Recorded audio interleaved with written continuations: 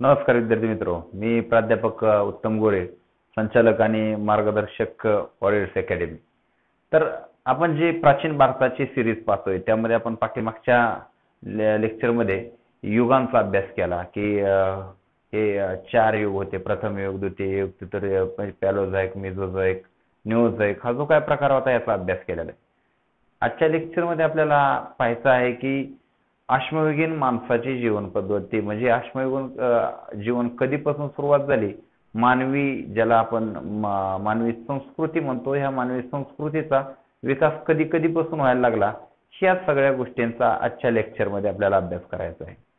तर आपण पहिल्यांदा बघूयात की जो पृथ्वीचा मी तुम्हाला शेवटचे 2 काळ सांगितले होते पाठीमागच्या लेक्चरमध्ये, त्यामध्ये न्यूझोइक काळामध्ये प्लिस्टोसीन नावाचा एक काळ होता आणि होलोसीन नावाचा एक काळ होता। आणि होलोसीन म्हणजे सध्या आपण ज्या काळात आहोत तो होलोसीन काळ आहे, त्याच्या थोडासा अगोदरचा एक काळ होता तो म्हणजे प्लिस्टोसीन काळ होता। या प्लिस्टोसीन काळामध्ये मानवी जीवनाची सुरुवात झाली असं मानलं जातं। आता बघा, हा प्लिस्टोसीन काळ कोणता काळ लक्षात ठेवा, प्लिस्टोसीन काळामध्ये मानवी जीवनाची सुरुवात झाली। आता ह्यामध्ये लक्षात घ्या की ह्या युगाला आपण अश्मयुग म्हणतो, म्हणजे ज्याला आपण प्रागैतिहासिक ज्याला म्हणतात। हा प्रागैतिहासिक जो काळ आहे, हा प्रागैतिहासिक काळ म्हणजे कोणता बघा, ज्या काळातील इतिहासाचे कोणतेही लिखित पुरावे आपल्याकडे नाहीत, ह्याला प्रागैतिहासिक काळ असं आपण म्हणतो। हा प्रागैतिहासिक काळ जो आहे या काळामध्ये अश्मयुगाचे पुराण अश्मयुग, मध्य अश्मयुग, नव अश्मयुग, त्यानंतरचा ताम्रपाषाण युगातील बराचसा काळ हा प्रागैतिहासिक काळ म्हणून आपण ओळखतो। का तर ह्या इतिहासात कोणतेही लिखित स्वरूपाचे पुरावे आज आपल्याकडे नाहीत, आपण ह्या इतिहासाचं फक्त अनुमान बांधू शकतो की हे असं असू शकतं। असं पहिलं अनुमान मांडलेलं आहे ते म्हणजे 1862 मध्ये, ज्याचं नाव होतं ब्रूस फूट।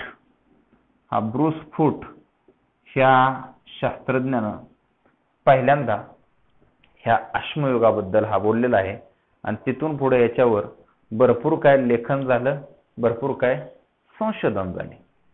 आता बघा, हा अश्मयुगाचा काळ 3 भागात विभागलेला आहे, एक पुराण अश्मयुग, एक मध्य अश्मयुग आणि एक नव अश्मयुग। आता जर आपण बघितलं, पुराण अश्मयुगाचा जो काळ होता हा काळ होता इसवी सन पूर्व 5 लाख वर्ष ते इसवी सन पूर्व 12,000 वर्ष। काही ठिकाणी तुम्हाला 12,000च्या ऐवजी 10,000 वर्ष असंही सांगितलं जाईल, पण आपण जे बघतोय ते एनसीईआरटीचे रेफरन्स आहेत आणि त्यानुसार हा कालावधी आहे इसवी सन पूर्व 12,000 वर्ष। आता हा जो काळ आहे, ह्या काळाची आपण जर पाहिलं भौगोलिक परिस्थिती पृथ्वीची कशी होती या काळामध्ये, तर ह्या काळामध्ये भौगोलिक परिस्थिती पृथ्वीवर हिमयुग होता। हिमयुग म्हणजे हा प्लिस्टोसीन काळ आहे। कोणता? प्लिस्टोसीन जो काळ होता ह्या काळातला ही सुरुवात आहे। आता मूळ मुद्दा काय बघा, पुराण अश्मयुग 3 भागात विभागलं जातं। जसं अश्मयुग 3 भागात आहे तसे पुराण अश्मयुग सुद्धा 3 भाग, म्हणजे पूर्व, मध्य आणि नवीन। आता हे फरक काय बघा, एकदम पूर्व काळ जो होता इसवी सन पूर्व 5 लाख ते 50,000 वर्षापर्यंत, ह्याला पूर्व काळ आपण म्हणू की ह्या काळामध्ये मानवाची फक्त या निसर्गाबरोबर संघर्ष चालू होता। त्यानंतर मध्य काळामध्ये हा संघर्ष थोडासा कमी होऊन तो थोडासा समूहात राहायला सुरुवात झालेली होती आणि नव मध्ये समूहानं थोडे थोडे संशोधन केलेले होते, म्हणजे विशेष असं काय ह्यामध्ये फारसे बदल नाहीत। आता बघा, भौगोलिक परिस्थिती हिमयुग म्हणजे ह्या काळात पृथ्वीचं टेम्परेचर -20 डिग्री सेल्सिअसच्या खाली होतं ह्या काळामध्ये। आता या काळात 4 वेळा हिमयुग आला आणि 4 वेळा हिमयुग गेलं, असा हा कालखंड। आता झालं काय बघा, या काळामध्ये ह्या काळामध्ये समस्त पृथ्वीवर एक हिमचादर तयार व्हायला लागलेली होती, म्हणजे ज्याला आपण बर्फाचे मोठमोठे ज्याला स्लाइड म्हणतो, असे मोठमोठे तयार व्हायला लागलेले होते. हे उत्तर भागात, पृथ्वीच्या कोणत्या भागात? उत्तर भागात, म्हणजे ज्याला आपण युरेशिया म्हणतो ह्या भागामध्ये, आणि तिथून ते दक्षिणेकडे हळूहळू सरकायला लागले होते. मग अशा ठिकाणी काय झालं बघा, तिथले जे मानव होते ते हळूहळू दक्षिणेकडे म्हणजे पृथ्वीच्या विषुववृत्ताकडे येऊन थांबलेले आहेत त्या एरियामध्ये. म्हणून बऱ्यापैकी ह्याचे पुरावे जर पाहायला झाले तर हे आफ्रिकन वगैरे किंवा खाली युरोपच्या खालच्या भागामध्ये, भारतामध्ये तुम्हाला ह्याचे पुरावे खूप पाहायला मिळतील. का तर ह्या ठिकाणी हा माणूस स्थिर व्हायला सुरुवात झालेली होती. ओके, हा झालं भौगोलिक परिस्थिती. अशी परिस्थिती ह्या काळात होती. आता ह्या काळाचं क्षेत्र हे पृथ्वीवर कुठं कुठं पाहायला मिळालेले आहे. पहिला आपण जगाचं बोलू. हे युरोपमध्ये हा पाहायला मिळालेला आहे, हा आफ्रिकेमध्ये पाहायला मिळालेला आहे, हा आशिया खंडामध्ये पाहायला मिळालेला आहे. हे जगाच्या लेवलनं पाहूयात. आणि आता आपण बघू आशिया खंडामध्ये भारतात हा पाहायला मिळालेला आहे.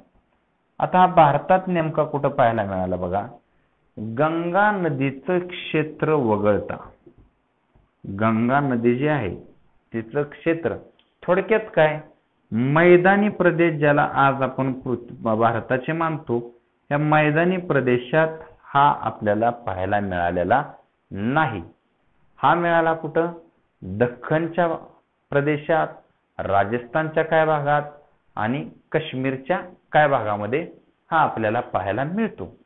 आता बघा, ह्या मानवानं सगळ्यात पहिल्यांदा बनवलेलं जगमान्य हत्यार होतं हातकुराड, आणि हे सापडले भारतातच. कुठं?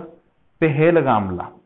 आपण बघा पेहेलगाम, पेहेलगाम कुठं आहे? हे जम्मू आणि काश्मीर मध्ये हे ठिकाण येतं. हे ठिकाणी आपण बघू उत्तरेकडे कुठं सापडलं? जम्मू आणि काश्मीरमध्ये ह्याचे पेहेलगामला अवशेष सापडले. त्यानंतर पश्चिमेकडे कुठं सापडले? राजस्थानमध्ये. राजस्थानमध्ये कुठं सापडलेले आहेत? हे राजस्थानमध्ये आपण बघितलं चित्तोडगड मध्ये सापडलेले आहेत.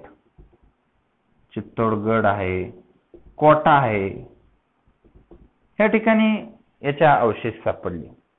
आता जर आपण बघितलं पूर्व भारतात याचे अवशेष कुठं सापडले, तर पूर्व भारतात ह्याचे अवशेष आपल्याला पाहायला मिळतील ते म्हणजे सोन नदी. सोन नदीचा जो भाग आहे त्या भागात उगमाचं ठिकाण सोन नदीचं, त्यानंतरची असणारी महानदी, ह्या महानदीच्या भागामध्ये हे आपल्याला पाहायला मिळालेले आहेत. त्यानंतर आसाम, ईशान्य भारतामध्ये आसाम मध्ये याचे अवशेष पाहायला मिळालेले आहेत. आता बघा महाराष्ट्रात दक्षिण भागामध्ये याचे अवशेष कुठं पाहायला मिळाले, तर महाराष्ट्रामध्ये हे कुठं पाहायला मिळालेले आहेत, तर मुख्य करून ज्याला शिक्रापूरमध्ये, शिक्रापूरला भीमा नदीच्या बाजूला, त्यानंतर गोदावरी नदीच्या बाजूला सगळ्यात जास्त अवशेषाचे गोदावरीच्या बाजूला मिळाले. गोदावरीमध्ये बघा नेवासा होतं, कोपरगाव होतं, पैठण होतं, ह्या भागामध्ये याचे सगळ्यात जास्त अवशेष आपल्याला पाहायला मिळालेले आहेत. आणि दक्षिणेमध्ये कर्नाटकमध्ये आपल्याला ह्याचे अवशेष, त्यानंतर तामिळनाडूमध्ये पल्लावरम, त्यानंतर पेलूर ह्या ठिकाणी ह्याचे अवशेष आपल्याला पाहायला मिळालेले. कुठं? तामिळनाडूमध्ये पल्लावरम, पेलूर ह्या ठिकाणी याचे अवशेष पाहायला मिळालेले आहेत. अशा प्रकारे ह्याचं क्षेत्र आहे की ह्या एरियामध्ये हा मानव आपल्याला पाहायला मिळालेला आहे. आता यानं कोणत्या प्रकारचे हत्यार बनवलेली आहेत? आता ह्या काळात मानवी जीवन पाहिलं तर अतिशय संघर्षमय असं जीवन होतं. संघर्षमय म्हणजे मानवाची पंचायत एवढी मोठी होती की तो वाघ सिंहासारखी ते म्हणजे मजबूत नख दात नाहीत, हत्तीसारखी ताकद नाही, हरणासारखा वेग नाही. मग अशा माणसानं ह्या निसर्गात राहायचं तरी कसा, हा सगळ्यात मोठा प्रश्न ह्या काळात होता. आणि ह्या काळात हा जो प्रश्न होता ह्याचं सोल्युशन एकाच गोष्टीने मिळालेलं होतं की ह्या मानवामध्ये एक विकसित गोष्ट होती, ती म्हणजे त्याचा डोकं आणि हात. मानवाच्या हाताची आणि हाताच्या पंज्याची रचना अशी आहे की त्याचा अंगठा चारी बोटासमोर जातो आणि इतर प्राण्याच्या तुलनेत त्याच्या डोक्याची साईज ही पण मोठी आहे आणि ह्या दोन्ही गोष्टीचा वापर करून दगडावर दगड घासून आपटून रगडून याने ह्या काळात काय अकुशल अशी हत्यारे बनायला सुरुवात केलेली होती. आणि ही जी हत्यारं होती ही हत्यारामध्ये पहिला सगळ्यात मेन होतं ते म्हणजे त्यानं दुधारी बनवलेली हात कुऱ्हाड. कसली होती? दुधारी अशी हात कुऱ्हाड. त्यानंतर त्यानं चाकुई. हे सगळे दगडाचे बनवलेले आहेत. कशाचे? म्हणून याला आपण आश्म. आश्म म्हणजे दगड, दगडाचा युग म्हणतो. का तर ह्या काळात फक्त आणि फक्त दगडाचा जास्तीत जास्त वापर केलेला होता. चाकू, त्यानंतर बरचा, अशा प्रकारची हत्यारं ह्या काळामध्ये बनवलेली आहेत. आणि ह्याच हत्यारावरून आपण ठरवतो की हा काळ होता. का तर ह्यामध्ये डायरेक्ट मानवी शरीराच्या सांगाड्याचे अवशेष पाहायला फार क्वचितच मिळालेले आहेत. त्याच्यामुळे ह्याचं पूर्णपणे कॅल्क्युलेशन करायचं असेल ह्या जीवन पद्धतीचं तर त्यांनी बनवलेल्या हत्यारावरून आणि त्या ठिकाणी त्यांनी जे काय त्यांचे धार्मिक विधी वगैरे होते आणि त्याचे काय सापडलेले पुरावे आहेत त्यावरूनच आपण यांचा अंदाज बांधू शकतो. जसं की त्यांची पेंटिंग वगैरे, गुफाचित्र, ह्याच्यावरून आपण त्यांचा अंदाज बनवू शकतो. आता बघा, हा भोजन काय करायचा ह्याची जी पूर्व स्टेप होती ज्याला आपण पुराण आश्मयुग म्हणतो. ह्या पूर्व स्टेप मध्ये हा जमिनीच्या आतमध्ये असलेली कंदमुळे वगैरे, फळे, जंगली फळं वगैरे ह्यावर तो अवलंबून होता पूर्व स्टेज मध्ये. जसा त्याला हत्यारांचा थोडा थोडा शोध सापडला, थोडे थोडे हत्यार तो बनवायला सुरुवात केली, तसं मग तो शिकार सुद्धा करायला लागतो. आता हे जे शिकार करत होता हा छोटे ससे, उंदीर अशा प्राण्यांची शिकार तो करत राहायचा. कधी कधी तो मोठ्या प्राण्यांची सुद्धा शिकार करायचा. वाघासारखे, हत्तीसारखे प्राणी सुद्धा तो समूहानं त्यांची शिकार करायचा. त्यासाठी तो वेगवेगळी टेक्निक्स वापरायचा. त्याची टेक्निक साधी सिंपल असायची. एखाद्या हत्तीला पकडायला तो भले खड्डा खोदायचा, त्याच्यावर पालापाचोळा टाकायचा, हत्ती त्याच्यावर गेला की त्याच्यामध्ये विहिरीत पडायचा त्या, आणि अशा प्रकारे तो त्यांना मारायचा. वाघासारख्या प्राण्यावर समूहानं हल्ला चढवायचा. अशा प्रकारे त्याचे भोजन होतं. म्हणजे तो शाकाहारी आणि मांसाहारी दोन्ही प्रकारचा होता. पहिल्या काळामध्ये त्याच्या मध्य काळापर्यंत हा कच्चच मांस वगैरे खायचा. त्यानंतरच्या पुढच्या काळात त्याला जसा अग्नीचा शोध लागला तसं तो मांस वगैरे भाजून खायला त्यानं सुरुवात केलेली आहे. वस्त्र बघा, ह्या काळात तो वस्त्र कोणती वापरायचा? आता वस्त्र तर विषय पूर्व काळामध्ये नव्हता. त्या काळामध्ये तो वस्त्र वापरत नव्हता. परंतु थंडीचा प्रकोप जास्त असल्यामुळं, थंडी प्रचंड पडत असल्यामुळं हा वस्त्र वापरायला हळूहळू सुरुवात करतो. ह्यामध्ये तो शिकार केलेल्या प्राण्यांची कातडे असेल, झाडाची वलकले असेल, आणि त्यानंतर तो जसा समूहानं राहायला सुरुवात केली तसं तसं तर त्यानं मग वस्त्र वापरण्याचा जवळजवळ निश्चय केलेला होता. आणि तो त्याचं अंग झाकण्यापुरते झाडपाले आणि प्राण्यांची कातडी गुंडळून तो राहत असायचा. अशा प्रकारे वस्त्र त्याचे होते. निवास तो राहायचा कसा हा पुढचा प्रश्न. ह्या काळात जो पूर्व काळ होता याचा अतिशय खडतर असं जीवन त्याचं होतं. म्हणजे याचं पूर्ण पुराण आश्मयुग हे अस्थिर कालावधीत आहे. पूर्ण पुराण आश्मयुग म्हणजे ह्या काळात त्याच्या जीवनाला स्थिरता कुठेही भेटलेली नाही. म्हणजे स्थिर राहून तो एका जागेवर थांबला नाही. त्याच्यामुळं काय शेती वगैरे असं काय त्याच्यात विकास झालेला नाही. ह्या काळात जर त्याचे निवासस्थानांचा आपण विचार केला तर पहिल्या काळात तो दगडाच्या शिळेच्या आड वगैरे राहायचा, झाडावर राहायचा. परंतु इथं त्याला साप असेल, मोठे प्राणी असेल, हे दगडाच्या शिळाच्या आड सुद्धा असेल तरी भीती होती. झाडावर जरी असला तर मोठमोठे गेंडे असतील, हत्ती असतील ह्यांची त्याला भीती वाटायची पहिल्या काळानंतर. परंतु याच्या जीवनात सगळ्यात महत्वाचा बदल तो म्हणजे मध्य अश्मयुगानंतर आलेला आहे की त्याला त्या काळात वनवे लागायचे, मोठमोठ्या आगी लागायच्या, विजा कडाडायच्या, ह्याला तो प्रचंड घाबरायचा. परंतु या काळामध्ये त्याला मध्य काळामध्ये थोडंसं ह्यातल्या मध्य काळामध्ये त्याला समजायला लागलं होतं की ह्या गोष्टीमुळं आपल्याला काय हानी पोचणार नाही आणि म्हणून याचा वापर तो सुरुवात करतो आणि अग्नीचा वापर तो सुरुवात करतो. अग्नीच्या वापरामध्ये पहिला अग्नीचा वापर त्यानं केलेला होता म्हणजे ते अग्नी तयार पण करायला लागलेला होता. ज्यावेळेस तो शस्त्र बनवायचा, दगड घासायचा, त्यावेळेस उडणारे ठिणग्यानं तो अग्नी पेटवायचा.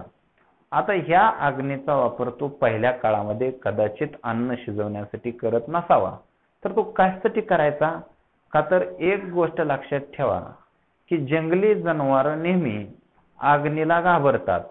म्हणून कुठेही जंगलामध्ये कॅम्प वगैरे लावून लोक राहत असताना बाजूला एखादी शेकोटी पेटवलेली तुम्हाला पाहायला मिळेल का तर त्याच्या आसपास जंगली जनावर फिरत नाहीत आणि तो त्या आगीच्या साह्याने या गुहेतून वाघ सिंहासारखे प्राणी हाकलून द्यायला लागला. त्यामध्ये आग तेवत ठेवायचा आणि त्याच्यामुळं तिथं तो आता स्थिरतेनं राहू शकत होता, ग्रुपनं राहू शकत होता. त्याचा आता समूह तयार झालेला होता. एकत्रित तो शिकार करायचा, जखमींची तो सेवा करायचा. अशा प्रकारे अग्नीच्या शोधामुळं माणसाच्या सामूहिक जीवनाला सुरुवात झालेली आहे. परंतु याला घरं वगैरे बांधण्याची कोणतीही कला अवगत नसावी. हा ह्या काळामध्ये गुहेत राहत होता, असं त्याचं निवास. लक्षात आलं? ओके. त्यानंतर कला. ह्या मानवाच्या अंगात कला कोणती होती? पहिलं मानवी जीवनाची सुरुवात म्हणजे नृत्य. हा नृत्य करायचा. ह्या काळात भाषेचा विकास झालेला नव्हता, म्हणून या काळात तो आपले भावना एकमेकांना कळवण्यासाठी नाचायचा. ह्या नाचण्याचा पुढे चालून अर्थ एनर्जी मिळवण्यासाठी, ऊर्जा मिळवण्यासाठी अथवा जादू टोण्यासाठी केला जाऊ लागला. म्हणजे हा खूप चांगल्या प्रकारचा नृत्य करायचा. जसं हा माणूस दिसायचा कसा बघा. ह्या काळात मानवी जीवनाचा विकास झाला. जसं की पेकिंग मानव, जावा मॅन, निअँडरथल, क्रो मॅग्नॉन, हे मानवात जे बदल घडत गेलेले होते त्या पुराण अश्मयुगातील पूर्व काळात हे त्याच्यात बदल गेलेले. मध्य काळापर्यंत येईपर्यंत तो होमोसेपियन झाला होता आपल्यासारखा. ओके. इसवी सन पूर्व 50,000 वर्षापर्यंत तो होमोसेपियन झालेला होता. हा होमोसेपियन जरी झाला असेल तर ह्याचा लुक हा अंदमान निकोबार मधल्या हबशी जातीतील लोकांसारखा होता. कोणासारखा? हबशी. जे अंदमान निकोबारमध्ये आज ही जमात आहे हबशी, यांच्यासारखा हा दिसायचा आणि नृत्य वगैरे करायचा. सामूहिक नृत्य वगैरे ह्या काळात सुरुवात झालेली होती. जादू टोना वगैरे याच्यासाठी हा करत राहायचा. त्यानंतर पुढं त्याच्यात अजून कोणती कला होती? तो चित्रकलेत सुद्धा प्रगत होता. तो चित्रकला सुद्धा बनवायचा. आता याची जे चित्रकलेचा आपण विचार केला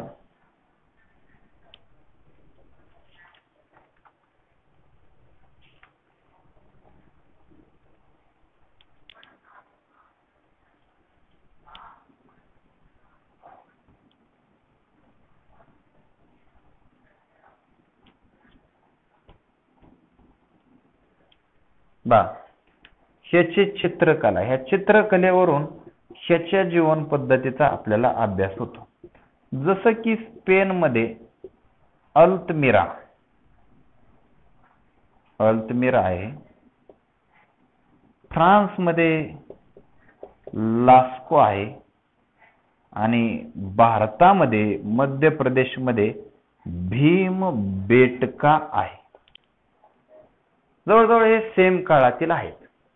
तसं एकाच काळामध्ये पुराण अश्मयुगातच फक्त त्यानं त्या भीमबेटका गुहेत लास्कोचा तो अल्तमिरा चित्र काढले नाहीत.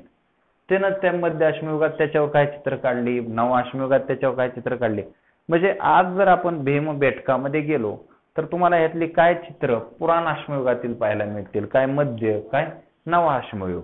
आता जर आपण स्पेन वगैरे, स्पेनमध्ये अल्तमिरा, फ्रान्समध्ये लास्को आणि भारतातील भीमबेटका पाहिलं तर यात बऱ्याचशा गोष्टीचं साम्य पाहायला येतं. पहिलं तर साम्य काय बघा, चित्रांचे कलर रेड आणि या ठिकाणी ग्रीन कलरचा हा वापर करायचा. रेड आणि ग्रीन दोन्ही डार्क रेड डार्क ग्रीन या कलरचा वापर करायचा. भीमबेटकामध्ये त्यानं 500 प्रकारचे पेंटिंग काढून ठेवलेले आहेत.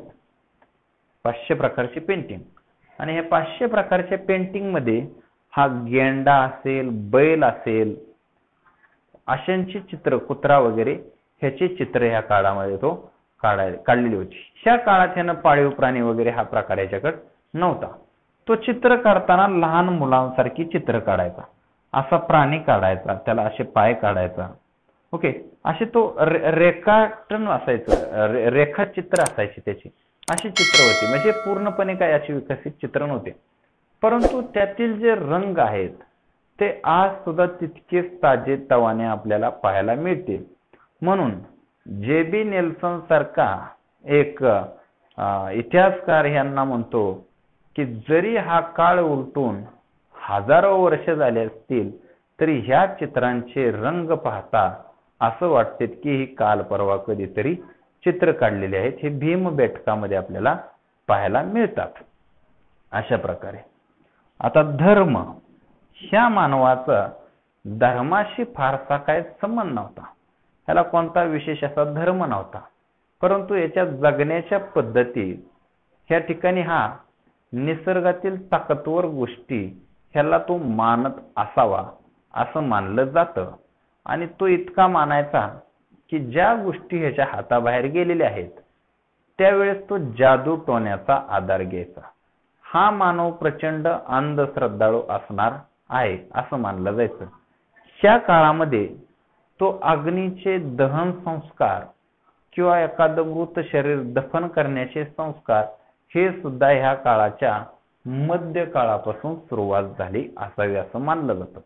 का तर काय ठिकाणी दफन केलेल्या शरीराबरोबर त्याच्या आवडत्या काय वस्तू तिथं दफन केल्या जायच्या. वस्तू म्हणजे काही लाकडी हत्यार वगैरे हेच असायचे. त्या ठिकाणी एखाद्या प्राण्यांचे पंजे फिंजे तोडून ठेवलेले असायचे. त्याचं कारण असं असावं की कदाचित त्याला आता ह्या जीवनानंतर पुढच्या जीवनामध्ये त्याला पुढे प्रवासाला ह्या गोष्टी कामी येतील म्हणून दफनाबरोबर त्या वस्तू ठेवल्या जात असत. काय ठिकाणी तो डेड बॉडीवरती लाल रंग सुद्धा बऱ्याच ठिकाणी लावलेला पाहायला मिळाला. याचा अर्थ तो ते डेड बॉडी जिवंत करण्याचा प्रयत्न करत असावा. अशा प्रकारे त्याचं धार्मिक आणि हे जीवन होतं. सामाजिक जीवनाबद्दल बोललं तर तो आता समूहानं राहायला सुरुवात केलेली होती आणि त्याला भाषा वगैरे अशा काय गोष्टी अवगत नव्हत्या. हे झालं त्याचं पुराण अश्मयुगीन कालीन जीवन. इसवी सन पूर्व 5000 ते इसवी सन पूर्व 10000 ह्या काळात तो असा राहत होता.